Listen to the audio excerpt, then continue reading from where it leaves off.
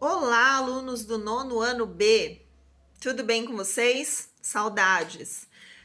Faz bastante tempo que nós não nos vemos pessoalmente, né? E isso, particularmente, eu não acho muito legal, né? Porque a saudade bate, né?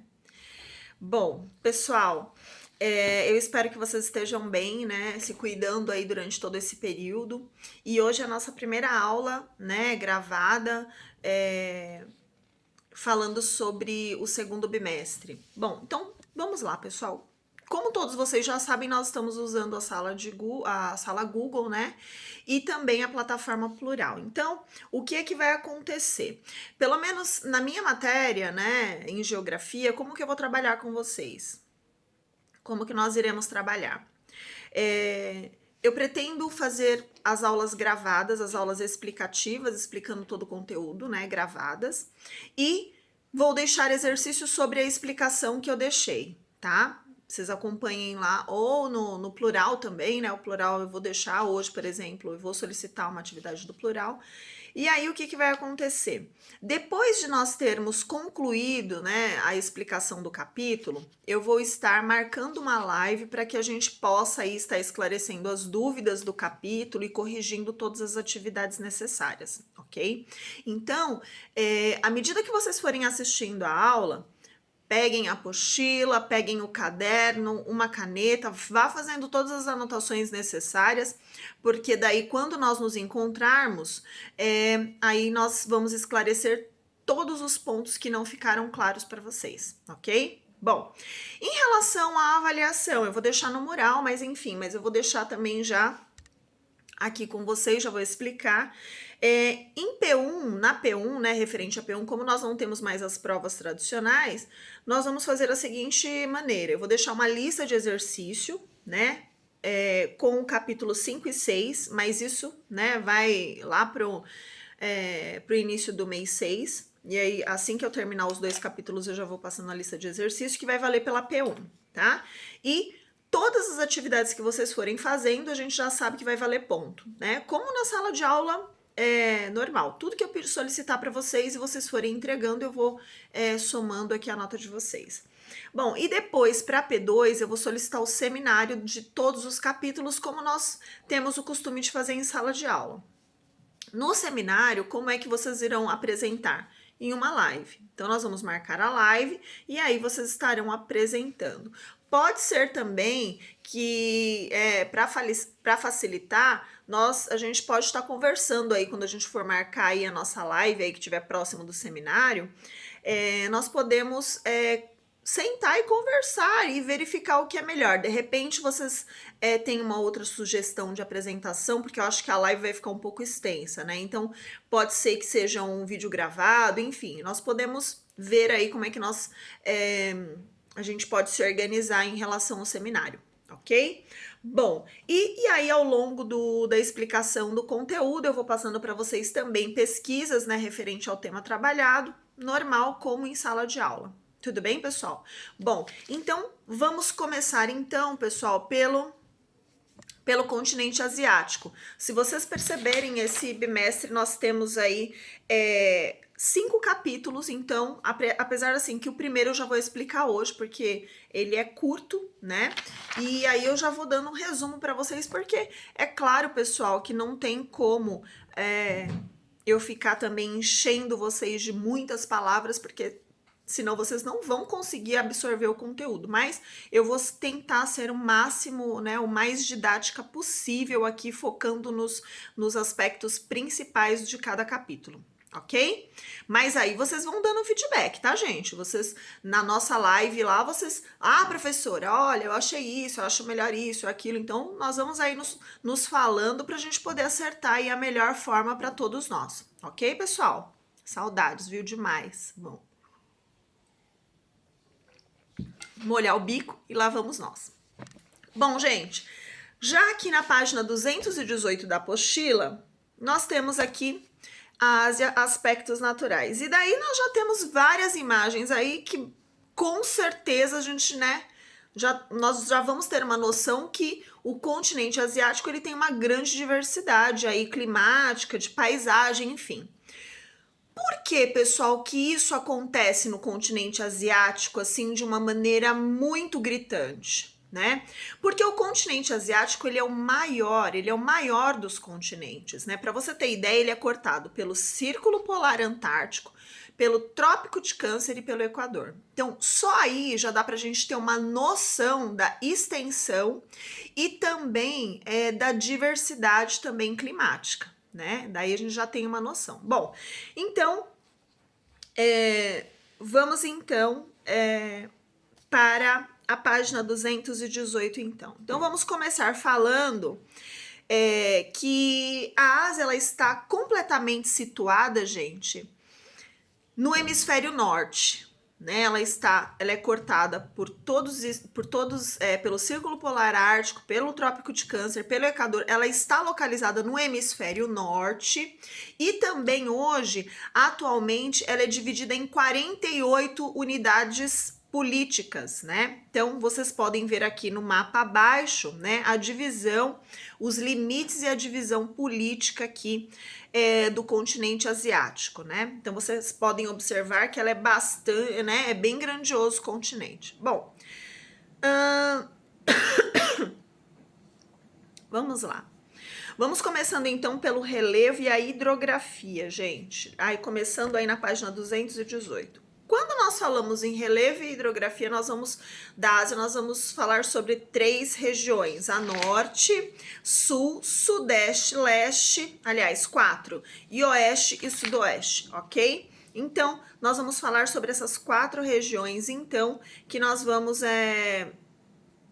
detalhar, então, todos os aspectos de todos os cantos aí do continente asiático, e aí eu vou citando para vocês aí como que é o relevo, como que é a formação, quais são os nomes dos rios, né? Pra gente poder já dar uma caminhada boa aí. Bom, então vamos lá. Ao norte, gente, ele é cortado pelo Círculo Polar Antártico não, Ártico, né? E o que acontece? Essa região, ela é ocupada pela planície da Sibéria, né? E aí, o que acontece? Essa região é uma região antiga, né? Que é uma região formada por sedimentos, então é uma região sedimentar. Então, o que acontece? Então, logo ao norte, nós vamos ter um solo sedimentar, ou seja, né, é um solo já bem antigo. E qual que é o benefício dessa região, pessoal? Porque no subsolo encontra-se grandes reservas de gás natural e petróleo. Então, ou seja, essa região é uma região extremamente importante economicamente. E aí, nessa região, ela tem uma localidade, ela possui 3 rios, então. Então, vamos lá. É o rio Obi, Ienisei e Lena, né?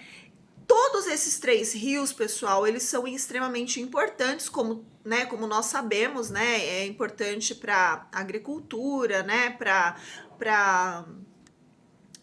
desenvolvimento de atividade e até ocupação humana, né?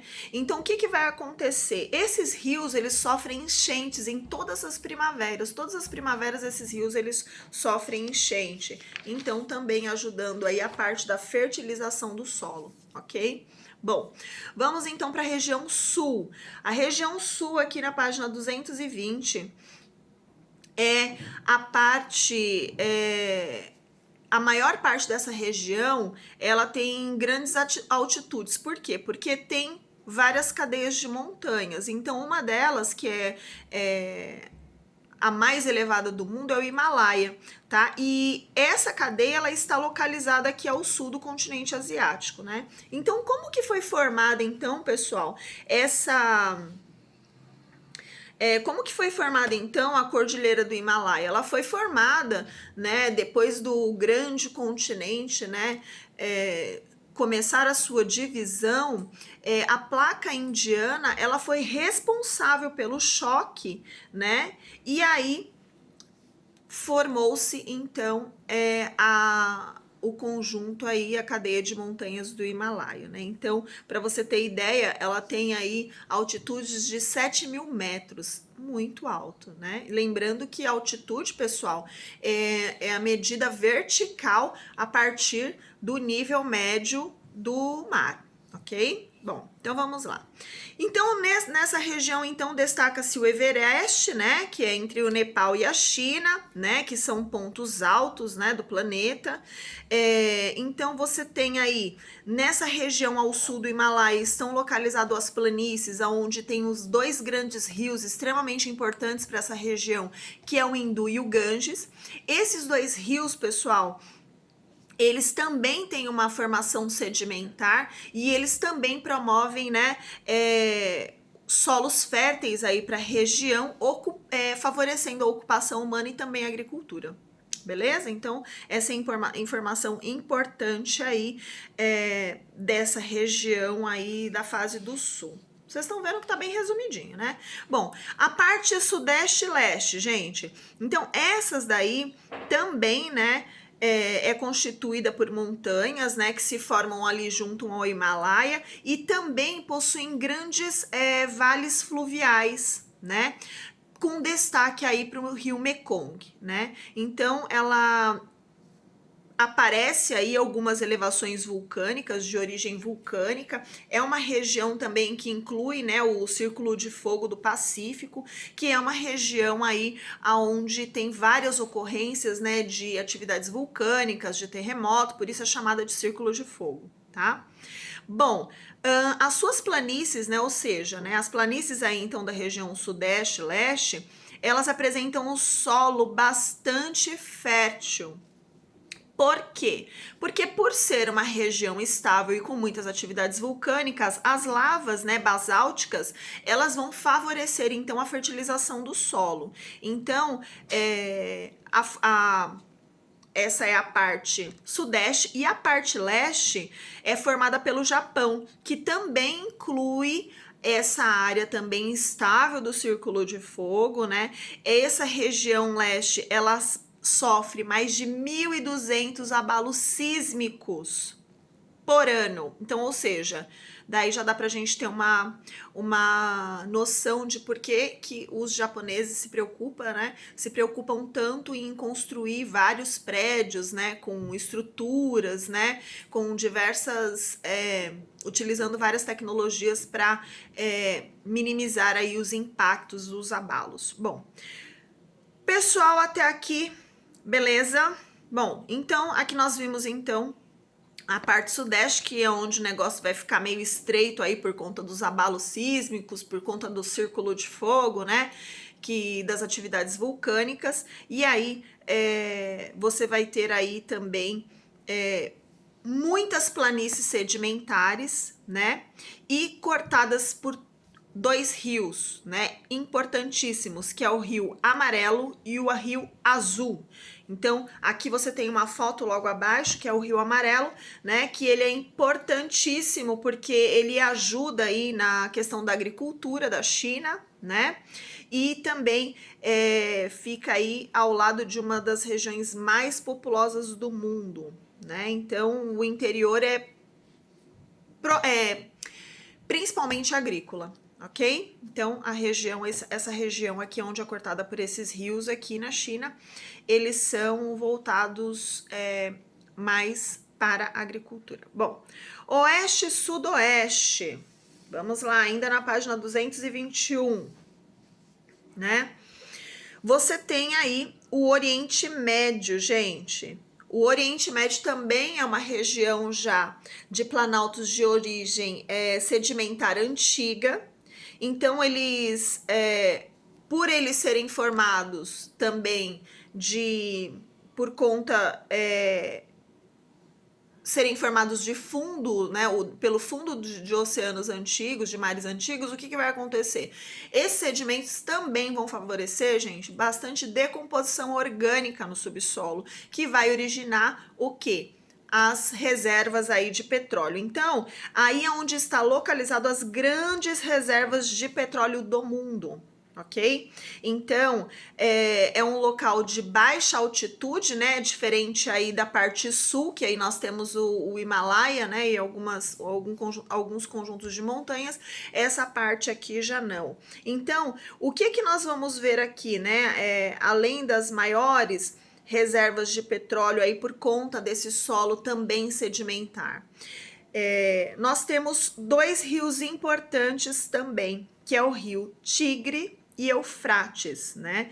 E essa é a planície mais extensa, né? Por conta disso, é a planície mais extensa e fértil da região, que aí é a Mesopotâmia e Iraque, né? Então, aí você tem aí esses dois rios muito importantes, ok? Bom, e aí a região que tem, né, a cadeia de montanhas, a gente não pode esquecer falar das montanhas dos Uriais, que elas são antigas, né, ou seja, elas passaram por processo de erosão, né, então elas são mais baixas, né, então aí você tem aí, elas demarcam aí a fronteira com a Europa e elas são cadeias de montanhas mais baixas. Bom, pessoal, vocês viram que aqui nós já terminamos toda a parte, né, de relevo. Eu falei para vocês sobre a formação, né, do solo, os rios aí que tem alguma, né, os rios importantes. E agora nós vamos falar sobre o clima e as paisagens, né? E aí nós vamos lá para a página 223, ok?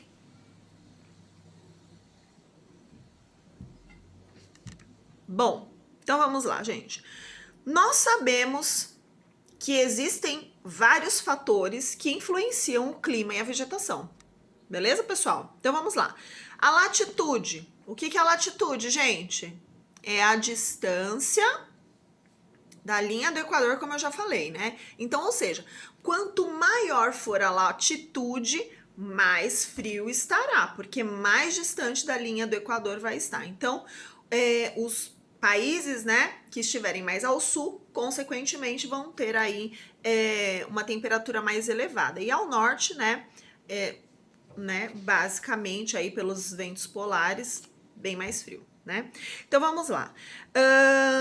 Então a latitude aqui, nós estamos falando de 10 graus de latitude sul, né, e 75 ao norte. Então aí você pode ver, né, que aí, como eu falei para vocês que é cortado pelo Círculo Polar Ártico, né, você tem aí temperaturas mais elevadas ao sul e mais frias ao norte, né, como eu já tinha dito. Bom, vocês podem grifar aí se vocês quiserem, tá, pessoal? Correntes marítimas. Bom, o que nós podemos falar sobre as correntes marítimas? Existem duas importantes, né, que estão no Oceano Pacífico e atingem aí o litoral do Japão, que é uma corrente fria. A corrente fria ela chama Oyashio, e a Kuroshio, que é a corrente quente. Então essas duas correntes marítimas, gente, elas, quando elas se misturam, elas favorecem a pesca, né? E também elas vão favorecer a pesca. Ai, meu Deus do céu. Vai favorecer a pesca, e isso também vai ocorrer também no sul da Índia. Então, importante, corrente quente e fria aqui, são duas correntes aí que favorecem então essa região do Japão, por isso então essa questão da pesca muito ativa, né, na região ali do Japão. Bom, altitude, vamos falar sobre altitude, lembrando que a altitude é como eu falei para vocês, mede-se na vertical a partir do nível médio do mar. Bom, vamos lá. Então, como nós já vimos aqui, a gente tem aí o Himalaia, né, que vai muito além, né, 7.000 metros de altitude. E nós também temos a depressão Caspiana, que também, olha só como são duas coisas bem assim diferentes, né, pessoal? Nós temos o Himalaia e nós temos a depressão Caspiana. O que é essa depressão Caspiana, gente? 28 metros abaixo do nível do mar, né? Então, aí vocês já dão uma olhada, aí vocês podem verificar. Então, em relação à altitude, nós sabemos que nessas regiões de maior altitude ocorrem nevascas, sim, ocorrem geadas, né? E também nós temos aí também os extremos, né? Que agora o que é legal a gente entender é o seguinte, que a cadeia de montanhas do Himalaia, ela serve também, gente, como uma barreira natural, tá? Então ela acaba sendo uma barreira natural que acaba desviando aí correntes de ar fria, né? E aí você consegue ter diferentes climas, porque senão, imagina, né? Então a cadeia do Himalaia, ela forma uma barreira natural impedindo com que as grandes massas de ar, né, geladas aí acabem indo por todo o continente. E aí nós sabemos então que dá uma grande variedade de clima. Bom, virem aí página 224. Maritimidade e continentabilidade. Bom, o que são a maritimidade e a continentabilidade, pessoal?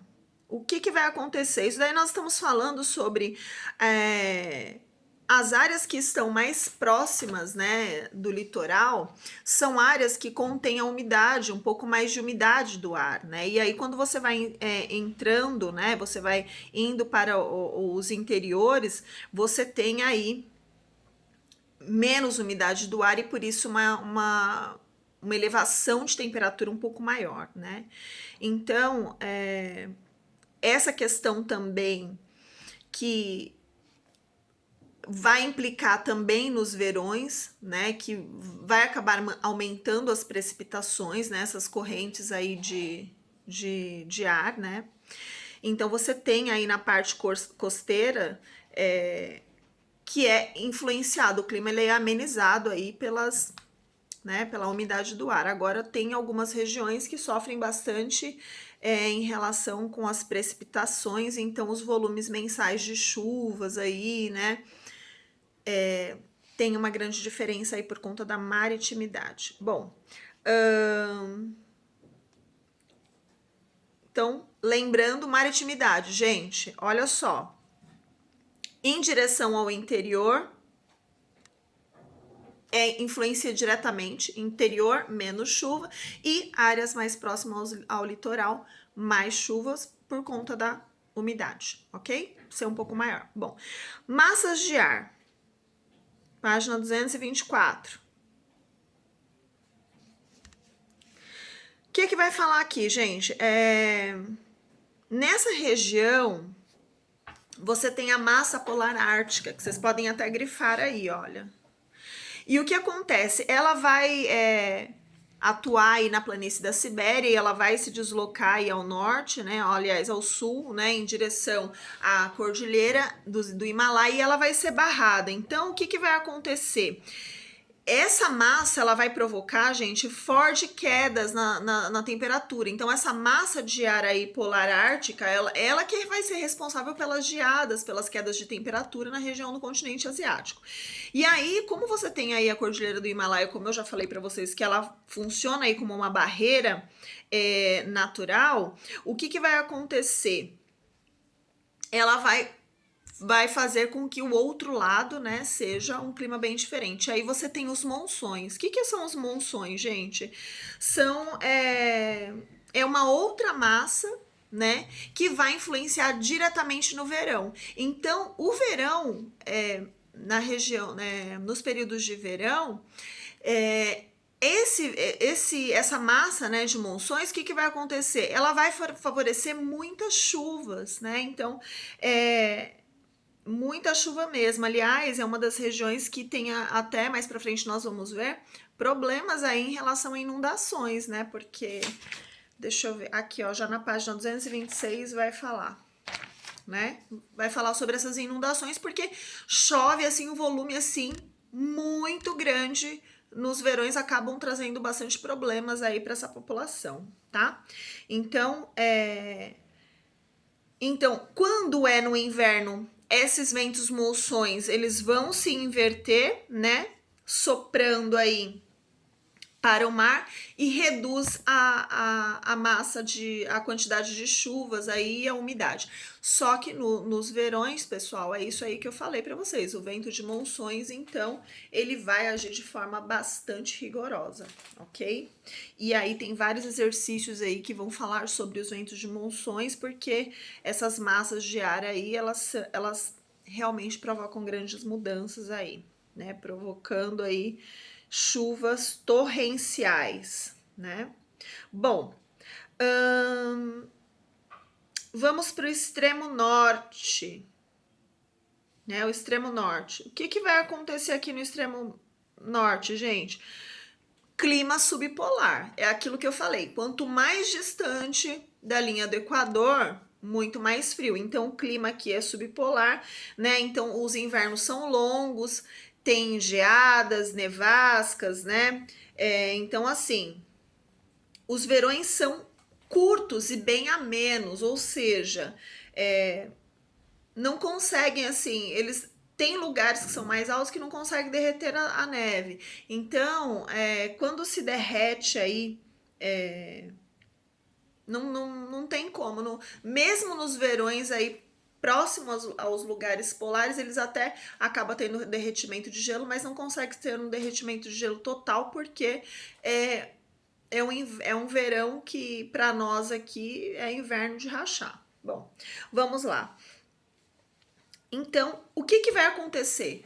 O que é legal a gente saber aqui no extremo norte, né? Que quando parte desse gelo ele é derretido no verão, ele vai formar a vegetação de tundra. O que é essa vegetação de tundra?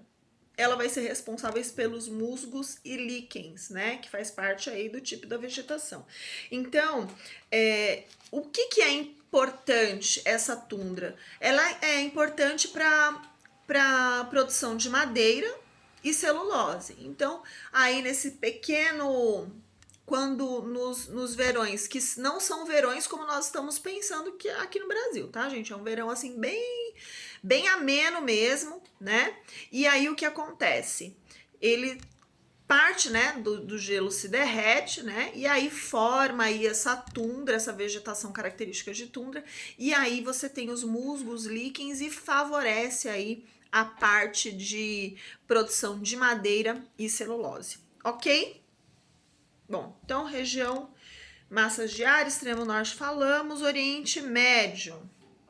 Bom, no Oriente Médio nós já sabemos, né, pessoal, que é uma região onde tem a questão aí das chuvas, né?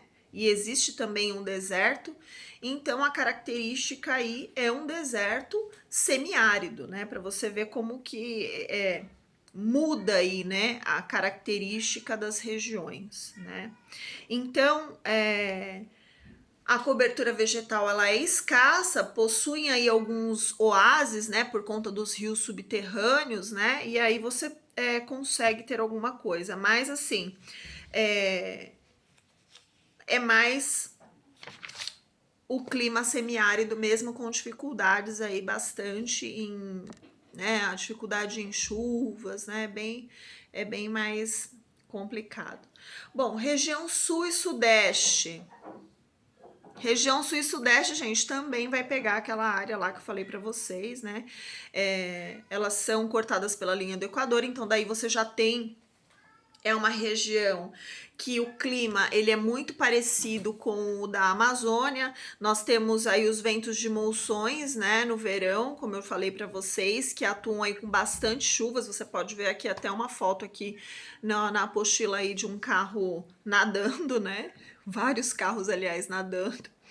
E aí você tem aí o clima quente e úmido. Por que quente e úmido parecido com o da Amazônia? Por conta da proximidade aí da linha do Equador, como eu comentei com vocês, ok? Então vocês veem, olha só que coisa, né, pessoal? De um lado você vê uma área que nós acabamos de falar aqui, ó, no Oriente Médio, semiárido, né, com oásis, ou seja, são regiões ali que se aproveitam de rios, né, que aparecem ali pelos rios subterrâneos.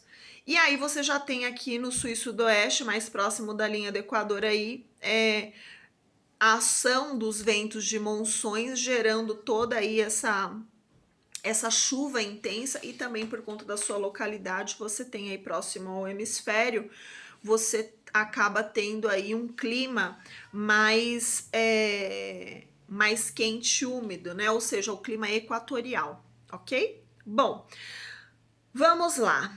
Então, você tem aí o que nós podemos falar então, né? A oeste a gente pode falar aí que na altura do Trópico de Câncer, tem também o deserto de Thar, né?